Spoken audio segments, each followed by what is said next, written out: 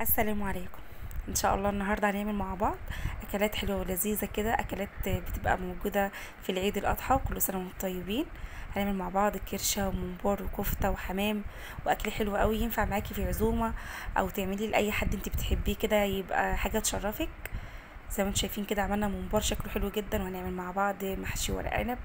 اكلات كتيره كده في الفيديو ان شاء الله تعجبكم، وتقدروا ان انتوا تجربوها لما يكون عندكم عزومه او حد، افكار كده تناسبكم في اي عزومه حابين تجربوه.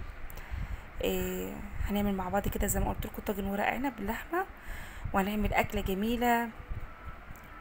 تنفع طبعا في عزومات رمضان، تبقى موجوده على سفرتك في اي وقت. مش هتلاقوا احسن من الاكله المصريه الاصيله الحلوه دي، عباره عن ممبار ومحشي كرنب وجلاش عايزه اقول لكم اكله حلوه جدا.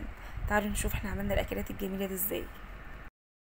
ما شاء الله، شايفين الاكل ده قد ايه شكله يفتح النفس، مش هياخد منك وقت طويل ولا حاجه، كل حاجه تبقى سهله كده ان شاء الله، تقدروا انتوا تجربوها.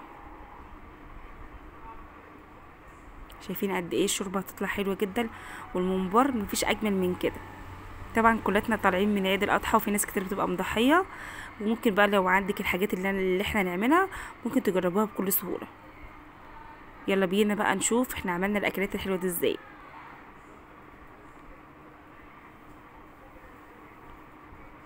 في البدايه خالص انا جبت الكرشه والممبار، غسلتهم، نضفتهم الاول بكربوناتو، وبعد كده بنضفتهم بميه سخنه.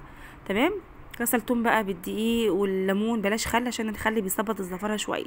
يا ريت يعني ما تستعملوش خل في الكرشه والممبار، لان طبيعه الخل بيخلي الكرشه تبقى ريحتها زفره، الريحه بتاعتها ما تروحش.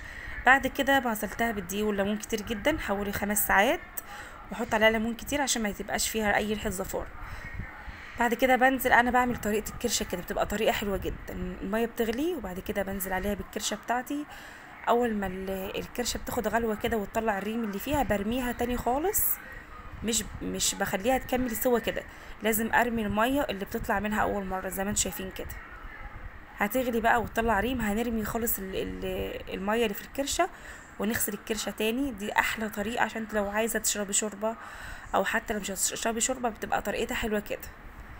برميها خالص واغسلها، وبعد كده برجع اجيب حبهان، ورق لوري، بصل وفلفل اسمر، وكزبره ناشفه لو عندك، ومعلقه سمنه كده او معلقه زبده، وببدا ان انا اشوحها، وبعد كده هنزل عليها بعصير طماطم.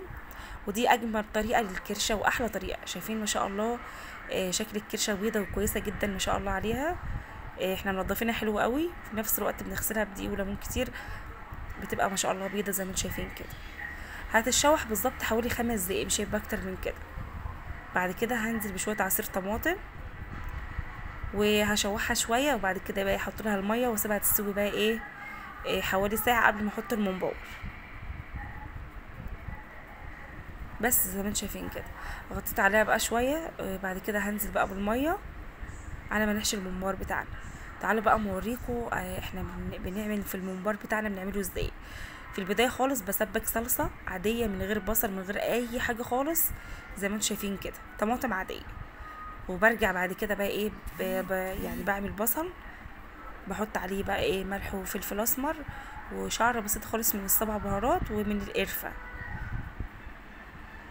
انا بوريكم شكل الصلصه اللي هي مفيش فيها بصل ولا اي حاجه. تمام. هنعمل مع بعض الاول العكاوي. انا كنت جايبه عكاوي كمان نعملها في الفيديو مع بعض. زي ما انتم شايفين كده عكاوي، حطيت الاول بصلايه، ملح وفلفل وحبهان وقرن شطه، ورقه لوري، وبعد كده نزلت عليها بالعكاوي بتاعتي. دي الطريقه الحلوه اللي تطلع لك العكاوي بتبقى مسكره وحلوه. وهشوحها شويه مع بعض كده على ما الصلصه بتاعتنا تستوي، هنكون عملنا نكون شوحنا العكاوي كده زي ما انتم شايفين كده بالطريقه دي. اكلات سهله وبسيطه، متاخدش وقت طويل، حاجه انت تحسي ليها كميات يعني حاجات كتير، بس هي كميات قليله مش هتاخد منك وقت. اعملوا بقى لايك لو الفيديو عجبكم. زي ما انتم شايفين كده هي كده بقى بدات تشوح شويه. احط لها شويه يعني حوالي بالظبط كوبايه ميه كده، حاجه بسيطه، وهسيبها تستوي بقى تكمل سواها على ما نحشي الممبار بتاعنا. بس انا هحط لها شويه عصير طماطم قبل ما الطماطم بتخلي الاكل بيبقى مسكر شويه وكده. هنا بقى تعالوا بقى للممبار بتاعنا. اول حاجه غسلت كيلو رز، ال2 كيلو ممبار هياخدوا كيلو رز. تمام. غسلته كويس جدا. هنزل عليه بقى بالبصل المرتة والخضار بقى. والخضار بيبقى عبارة عن ايه، واحدة شبت، واحدة بقدونس، واتنين خضار اللي هي الكزبرة العادية زي ما انتم شايفين كده. بعد كده هنزل بالبصل المرتة اللي قلتلكوا عليه. البصل ده بيبقى معمول بملح وفلفل 7 بهارات ومعلقة سكر كمان عشان يخلي الممبار بتاعنا مسكر. وهنزل بالصلصة اللي احنا عملناها اللي احنا سويناها من غير اي اضافات، عبارة عن بس ملح وفلفل وخلاص كده. وهقلب بقى ونحط زيت كتير قوي عشان يخلي الممبار بتاعنا شايفين قد ايه حاطين كميه توابل حلوه ومحترمه تدي طعم حلو جدا للممبار. فلفل اسمر بقى وشطه وملح وكمون وكزبره ناشفه وزيت كتير جدا. عايزه اقول لكم نغرقوا الزيت عشان يطلع معانا طعمه حلو كده. هقلب الخلطه الجميله دي بقى، شكلها بص لوحده كفايه ما شاء الله. طبعا في العزومات والحاجات دي كل البيت بقى بيبقى يساعد الاخت والام والبيت كله يعني بيبقى موجود، اي فيه مثلا موجود ام او اخت او اي حد يعني بيساعد معانا في الاكل وكده. هنا بدأت خلاص، شايفين الخلطة ما شاء الله عليها حلوة جدا. تعالوا بقى نوريكم احنا بنحشي الممبار ازاي. الممبار طبعا غسلته بالدقيق والليمون بنفس الكرشة بالظبط. بنغسل الممبار ما شاء الله زي ما انتم شايفين كده ابيض وشكله حلو قوي. احنا بنحب نجيب الممبار الرفيع مش التخين، واحنا بنحشيه بالطريقة دي زي ما انتم شايفين كده. والممبار ما بيتحشيش قوي، بيتبطط كده يعني. عايزه اقول لكم بيبقى مش مليان رز كتير يعني، مش زي المحشي كده. وده شكل الممبار بعد ما حشيناه. عايزه اقول لكم ما شاء الله زي ما انتم شايفين كده، مش محشي كويس، مش محشي كتير. طبعا الاكله دي كده عند ست الكل حبيبتي امي. طبعا يا رب متلمين في طول ما هم موجودين يا رب، هي وبابايا زي ما انتم شايفين كده.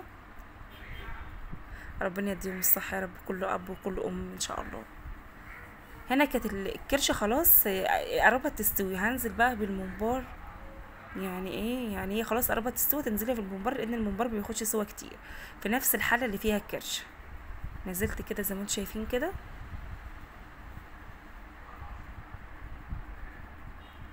في ناس كتير بتعشق الممبار وما بتحبش الكرشه، وفي ناس تحب الكرشه وما بتحبش الممبار. الاكل اذواق بقى زي ما انتم عارفين، وكل واحد ياكل هو اللي بيحبه. بعد كده عملنا كمان محشي ورق عنب ومحشي كرنب. بصراحه كانت اكله لذيذه واكله جميله جدا ما شاء الله ما شاء الله. كانت عزومه بصراحه في منتهى الجمال. وعملنا جلاش باللحمه وشوربه بقى زي ما انتم شايفين كده.